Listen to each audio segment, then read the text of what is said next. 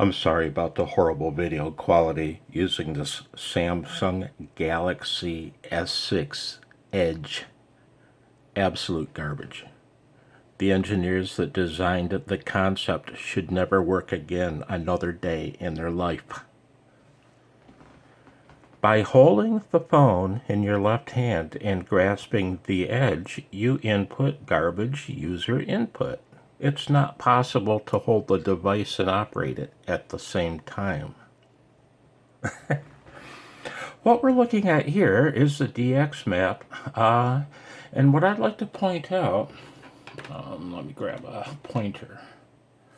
I live right there in the middle of Michigan, and I just sent test 5 or 6 times, and I don't want to switch screens right now while this is recording, but I think I saw an SM in there and a couple other countries. Yeah, I'm being heard all over the world using an antenna that's virtually 2 feet high with a 20-foot high vertical component, of course. But anyway, very frustrating. On a serious note, very, very frustrating when DXMaps.com doesn't even detect me. The question being, why? The skimmers are.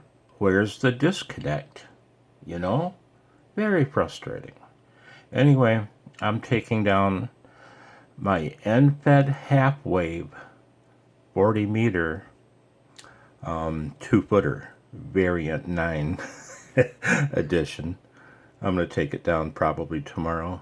I was hoping to use it in conjunction with my Micigan Cacti vertical to capture on a recording some of the crazy directivity effects I'm seeing when I just apply equal power to both antennas simultaneously and let the phasing be what the phasing be.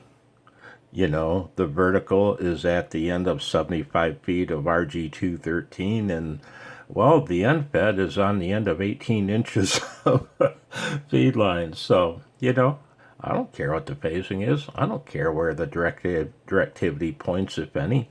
I just wonder if there is any.